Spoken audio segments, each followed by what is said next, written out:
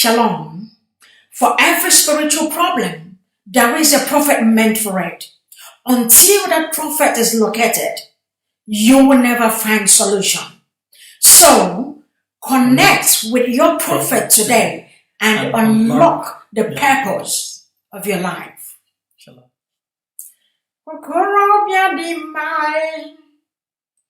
Master prophet, the awakened one. Ihe kwuru na-eme okorobịa dị mma onye amụma Yahuwa the great ya ihe kwuru na-eme okorobịa dị mma Biafra spiritual leader the awakened one ihe kwuru na-eme okorobịa dị mma onye amụma Yahuwa the great ya ihe kwuru na-eme okorobịa dị mma Master prophet aka na-agwọ ọrịa ihe kwuru na-eme okorobịa dị mma onye amụma Yahuwa the great ya anyị sokwa gị n'azụ okorobịa dị mma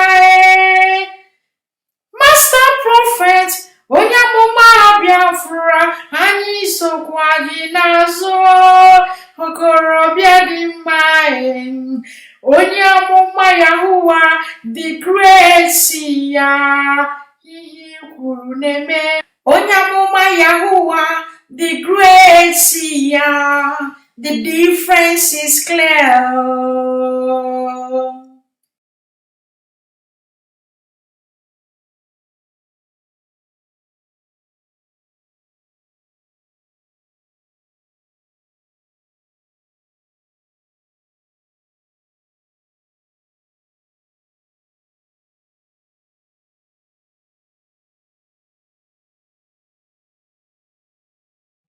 Ndị Igbo ụmụ Chiukwu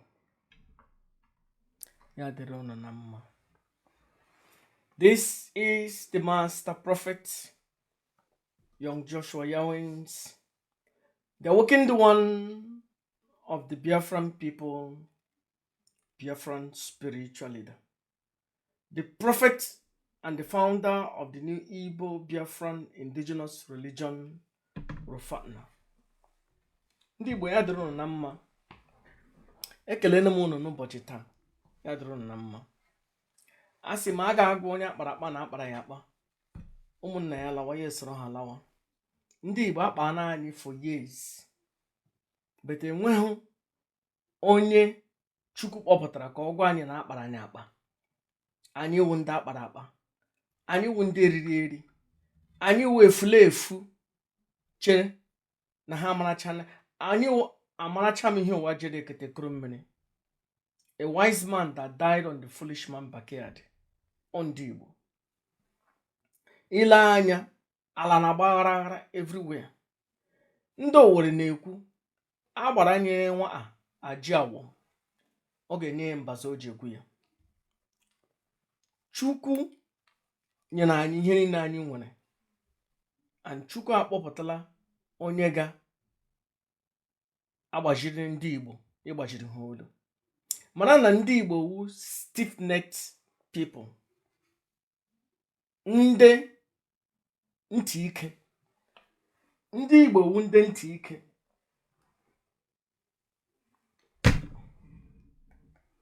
Wu ndị ntị ike. Achọ ha ka onye ọbụla gwa ha. Ụbọchị taa anọ m olu na-asị onye ka m ga-ejiga, onye ga-ekwuchitere m, ele onye ga-ekwu ihe m chọrọ ka o kwuo. M si ya ziga m. Few days ago, 2 days ago, ma n'olu si aga m eziga gị. It was so loud. I wasn't in a dream, on a vision. I was in a prophetic. Asked him, you are my spokesperson. When I was in the vision 2 days before, prior to that prophetic vision, I heard a word that says, anyị ahụ na ihe niile ị na-ekwu, anyị anụ na ihe niile ị na-eme, and we are pleased. Later, I heard a word, it was clearly, it says, you are my spokesperson. N'ụbọchị nke taa, so onye amụma Chukwu, the mighty Chukwu of ndị Igbo, the God of the Igbos. Ana m agwa ndị Igbo na pụtanụ na Christianity, pụtanụ na Jesus Christ. Jesus Christ warụ. Ihe ewu ihe ndị ọcha butere na anyị iji mee anyị ka anyị chefuo mighty Chukwu. Onwe onye m si hapụ Chukwu. Asị m nnọọ, pụtanụ n'okpukpere ndị ọcha butere na anyị arụ. Ihe ndị ọcha butere wa arụ. Ihe ọjọọ ihe ha butere, chi ala bekee butere anyị arụ, na-eme anyị ka anyị chefuo Chukwu, na-eme anyị ka anyị chefuo Chukwu. Anyị na ha nwere, anyị na ya nwere ọgbụgba ndụ. Anyị na Chukwu nwere ọgbụgba ndụ. Chukwu enye anyị udo, Chukwu enye anyị ihe niile. Chukwu asị anyị, were aha m tige n'aha ụmụ unu. Ọ naanị ndị Igbo ndị Chukwu si were aha m tige n'aha ụmụ unu. Onye anyị ji nwee Chibụzọ, Ifeanyị Chukwu, Chidebere, Chinelu, Chinatọ, Chinatara, Chizitere. Before ndị ọcha abịa, anyị ekele mere Chukwu. Before ndị ọcha abịa, anyị akpịwala Chukwu. Before ndị ọcha abịa, anyị akpọkuwele Chukwu. Chizitere, Chinatara, Chinalọ, Chigozie, Chinedu, Chinenye, Chibụzọ. Anyị enwene before akpọtara anyị that idiot. Onye ọcha. Onye ọcha, according to King James in 16:13-14, ending of 13 to 14, ọ sị na ya na-ara nwoke on pot. Now the story ya kọrọ wu story an idiot. Well, I'm paraphrasing it. An idiot. Story of a man nwekwere enyi nwoke. Na ya nwere George. Na Jesus nwere John. Go and research, unless you are an idiot. Gibeon the awakened one of the Biafran people, Biafran spiritual leader na-ekwu okwu. Gaa gere ihe m kwuru. Ihe m kwuru na ọ na-agbaka isi, ọ na-agba ara. Mụ na onwe m na-ekwu ya ekwu, ọ na-agba m n'isi maka ihe wee serious things that our forefathers has not spoken. Things that our fathers 100 years ago have not spoken, has not known. Elo otu Chukwu ji choose somebody na-enwe ihe mgbo ka m wụrụ ya onye ga-agbasa ozi ya. Ozi adịghị profitable. Ile anya mmadụ ole na-ege m ntị, ọ dịghị profitable. Ozi na-ezi awụ ihe ndị mmadụ ga na-eji na-eto m, anyị ekele gị, rada ihe ndị mmadụ ha anụ ya, ha na-akpọrọ m oku. Ụzọ ha na-akpọrọ m oku. N'ụbọchị taa, my caption wụ, the Igbos respect the God of Israel more than the God of Igbo land, Great Chukwu. Ndị Igbo ahapụla Chukwu. Anyị na ya nwere ọgbụgba ndụ. Chukwu na nna anyị ha nwere ọgbụgba ndụ. Ndị Igbo ahapụ ya, soro the God of the Bible, soro Jesus Christ ndị ọcha butere n'ala anyị. Enwere one idiot, one efulefu, one useful efulefu ndị omechara fancha. Agara m na page ya, watch ya, ihe niile o nwere mbaka na-ebukobi mana no one idiot, eriri, useless idiot. Those people efuone efuone ha forever enwe ihe a ga-eji ha emechata again. Awesome. But our forefathers accepted Christianity willingly. Our forefathers 500, 600, 700 years ago, whatever that time may be, never accepted Christianity willingly. They never accepted Christianity. Christianity was imposed on our fathers. Christianity was imposed on our people. Christianity was imposed on our people. And they killed them for it. They destroyed them for it. Those who refused to follow the guidelines of Christianity, hey gbuo ha kpọrọ ha jee Rome, papa ha n'ime mmiri, gbuo ha. Ndị fọrọ afọ ekpere n'ihe ndị ọcha kwuru. It was not more than 100 years ago ka ndị mmadụ ji willingly na-esosi Christianity chee na no ihe ọma, but not knowing because they don't have an awakened one. They never had an awakened one ga-agbajiri ha ụzọ. Ama ha enwebe ha onye tetere n'ụra, somebody that have seen the behind of the pine tapa. Ihe nwere idiot priest. Ihe nwere ndị efulefu reverend fathers. Ihe nwere bastard pastors and evangelists. People that studied the religion of their enemies, of their occupying power, those that killed their ancestors, ha studied their religion. Soro ihe were nke ha we ya na gota. Onye m na-eji hụ ọgbaghara everywhere n'ala Igbo. Enwere story m nụrụ asị na one man na o jere mee DNA test, chọpụta na ụmụ ya niile na ọnwụ ya mụrụ ya. Jee na all these churches, jee na major Roman Catholic churches, 60% of the women ọwụ di ha mụ nwa ha. Jee na all these churches yi nwere ndị this bullshit o mechara fancha ndị na-ahụ a na-ekwu ụmụ nwaanyị anyị nọ America na ụmụ nwaanyị anyị nọ Europe, 60% of them ọwụ di ha nwa ụmụ ha.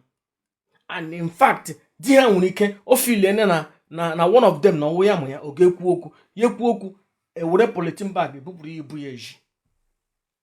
Ihe a wụ nsogbu ụmụ nwoke ndị Igbo na-enwe na by ije alụrụ all these people say na ha win the Christian. Elụrụ ha kpọrọ ha je ala bekee. The next day ha gbapụgo eji. The next day ha choose mgbe ha ga-eje night club. Sị gị taa na ha ga-eje club, taa ha na their friends ga-eje club. Gaa nọ na bed, gaa nọ n'ime ụlọ gị legide ụmụ gị, nwaanyị gị na ụmụ nwaanyị ndị ọzọ na-enweghị di eje club jee gba uri ṅụọ mmanya. Ha na-agba uri, ụmụ nwoke na-abịa agbanyere ha uri, na-abịa agbanyere ha uri. Nwaanyị ga-abata early morning, ịma ebe nwaanyị gị labara, ịma na nwaanyị gị ejene jemiti nwoke ọzọ amụọna gị nwa, ịma na nwa gị na ọwụ gị nwe. 60% of ụmụ nwaanyị Igbo nọ na Christianity worldwide. Icheke ụmụ ha ọwụ di ha mụrụ ya, because ha wụ ndị na-agba n'eji. Ha wụ ndị na-agba n'eji maka ihe okpukpere arọ butere na anyị n'ala Igbo anyị. Arụ ga-ala n'ala Igbo anyị, arụ ga-ala, arụ kwụsị. Chukwu na-ekwu okwu sị na ya enweghị anything to do with ihe ndị ọcha butere Christianity. Christianity wa arụ. Arụ kwụsị n'ala Igbo anyị, arụ ga-ala n'ala Igbo anyị. This ekpukpere ndị ọcha butere Christianity ọwa arụ. Master Prophet, ele ihe mere ni o ji wụrụ gị naanị gị na-ekwu ihe, ọnwụ onye ọbụla ka a kpọrọ. Ihe adịghị ka Christianity, onye ọbụla wụ pastor, onye ọbụla wụ evangelist. Every ije n'ala Igbo, every place na every empty houses wụcha church. Onye ga-eji mata na ihe a wụ business. Nwaanyị nọ na village isende n'ego ya were ejene pastor. Nwaanyị nọ na village isende n'ego ya were ejene priest. inye mmadụ ego jiri ine ya were jetọ mma na chọọchị nye fada nye priest nye pastor. They don't know here business. Our people were doing it. They think that this thing has something to do with Chiukwu. But I tell you something. This teaching ga all across ala Igbo. Ndị Igbo anyị mata na Christianity has nothing to do with Chiukwu. Ha niile ga-apụtacha from Christianity. And in fact, Christianity has nothing to do with Chiukwu. Maka anyị amara na Chiukwu before he butere na anyị that idiot, that bastard si na ya mụrụ Jesus Christ. Anyị amara na Chiukwu before he butere na anyị that idiot, that efulefu na ara nwoke, that efulefu a na-akpọ Jesus Christ. Anyị amara na Chiukwu before butere na anyị. Anyị amara na Chiukwu before butere na anyị akwụnakwụ na nne ya hapụrụ di ya lagoro n'eluigwe, soro di ya hapụ di ya n'elu ụwa lagoro n'eluigwe, soro an idiot tụmara ya ime. Let me tell you, n'ala Igbo enwere a lot of men na-ewe iwe na ha mata na di na nwaanyị ha gbara ha okwe, onye ọzọ atụmaghị ime, ha na-ewe iwe. But ha nọ na Christianity, gị iwe ogu ga-ama gị, Chineke ga-akpọ gị ọkụ, because ikpetere na Jesus Christ asị gị na nwoke gara aga buo mmanya kwụọ ụgwọ isi that idiot a na-akpọ Mary. Oru mgbe di ya ga-abịa atụmanya ime, anyị idiot abịa kpọrọ ya atụmanya ime, ga-agba ya acha ya adịghị mma. Otu nke oge ji adịghị nwaanyị onye ọzọ ga-atụma nwaanyị ka ime, gị kwuo pim, Chineke akpọ idiot dịka gị ọkụ, Chineke akpọ efulefu dịka gị ọkụ, because ikpere na Jesus Christ na onye ọzọ tụmara ya ime ga ekpere. Are you not an idiot?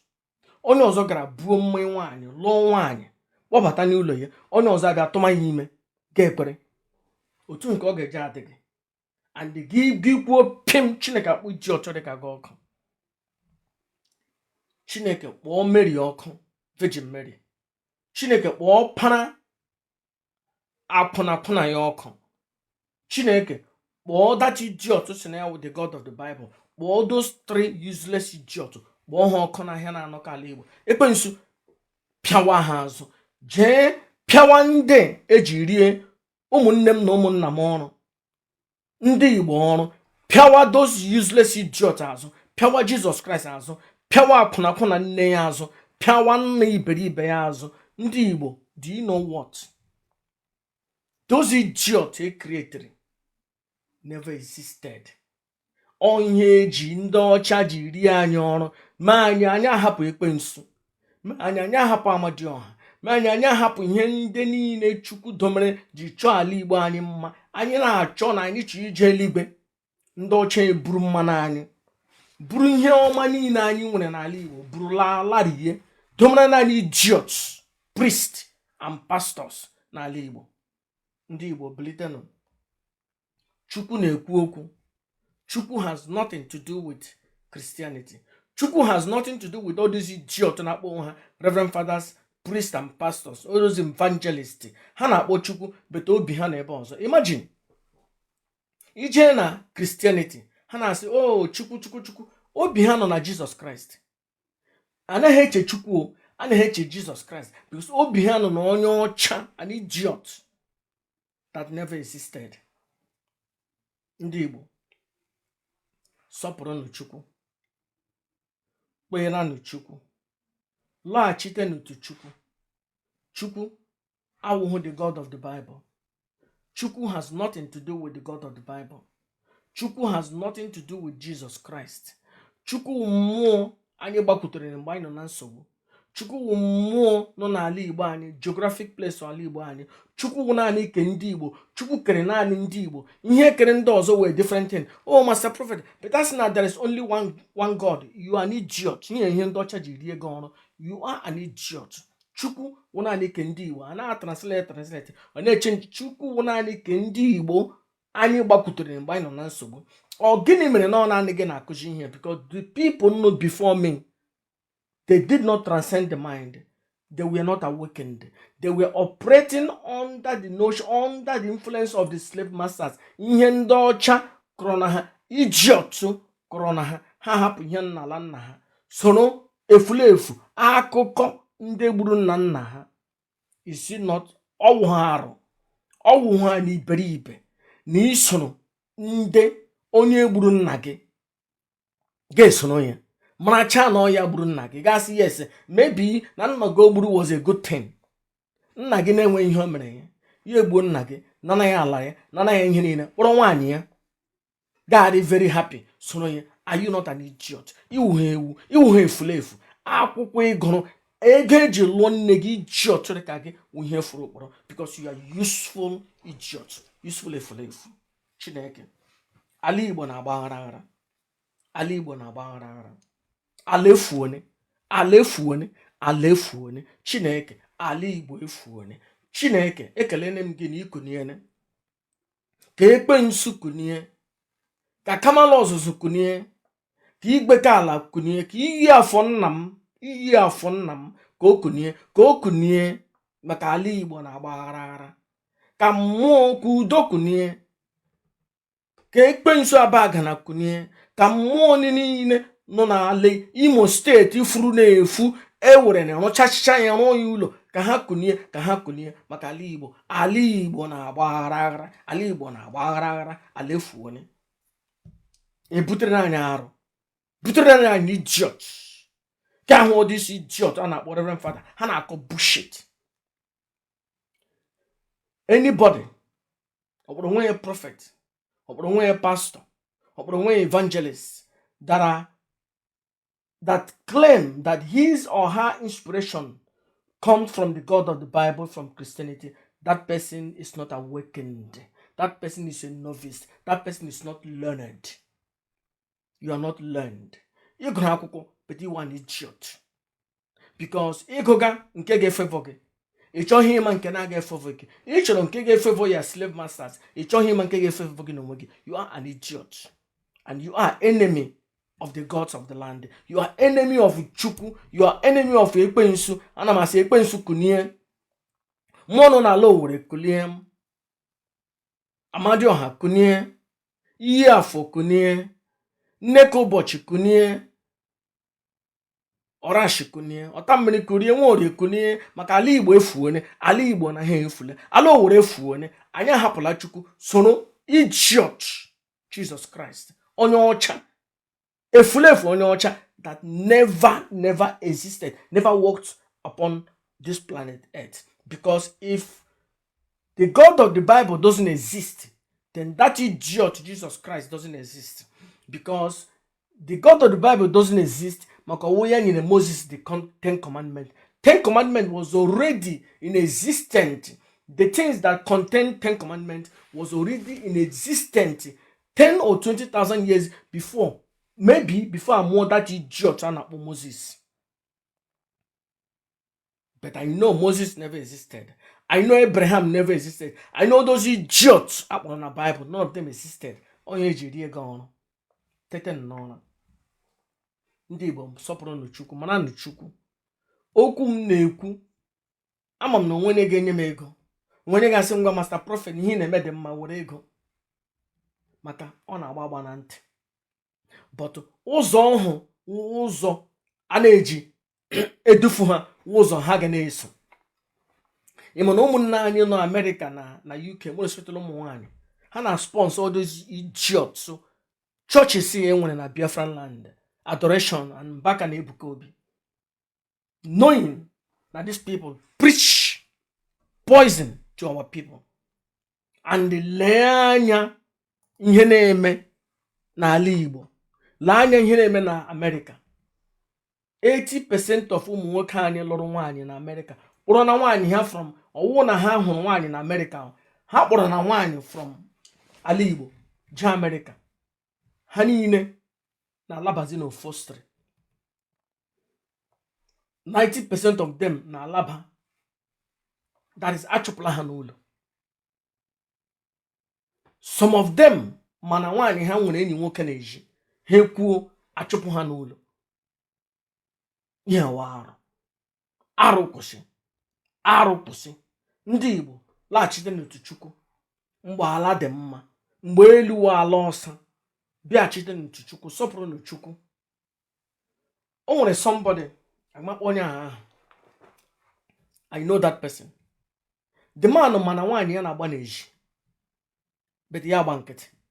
In fact, ọ dị mmadụ abụọ mma.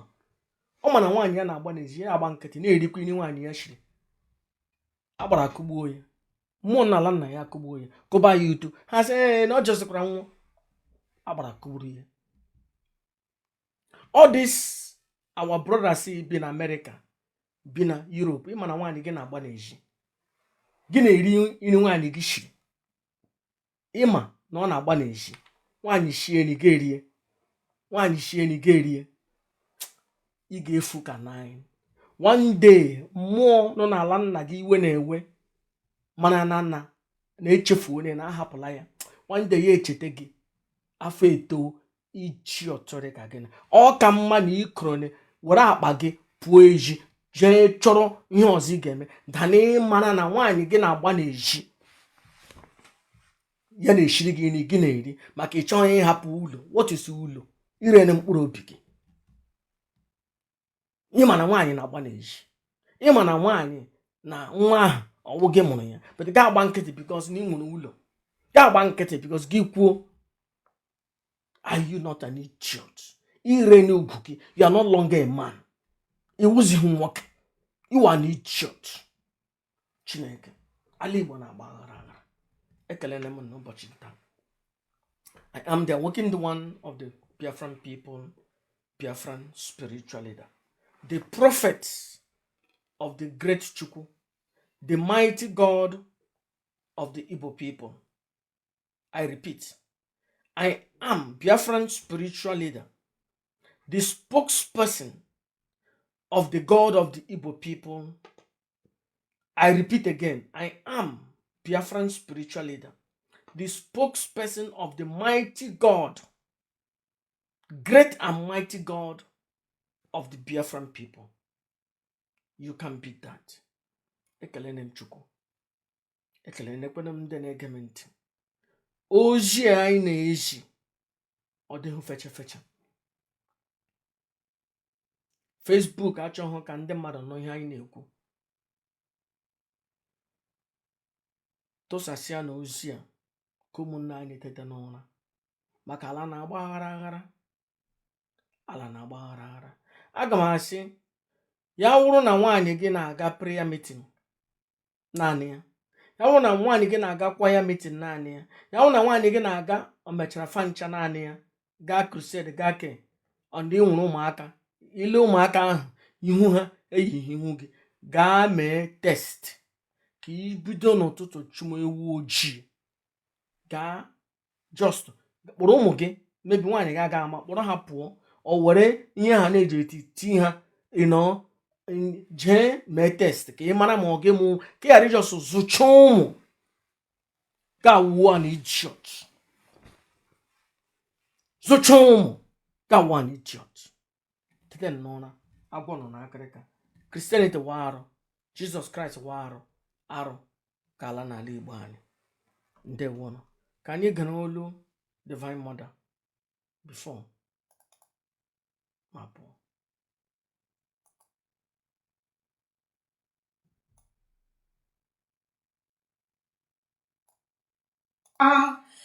Abụ m onye Master Prophet na-echere m echiche ọma.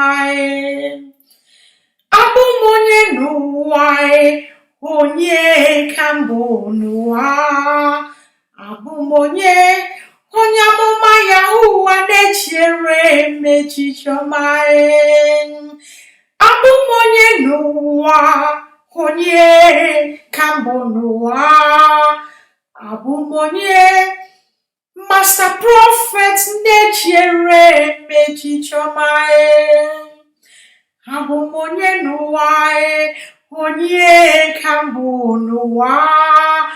Abụ m onye Master Prophet na-echere m echiche ọma. Abụ m onye n'ụwa, Onye kambu n'ụwa abụ m onye Master Prophet na-echere m echiche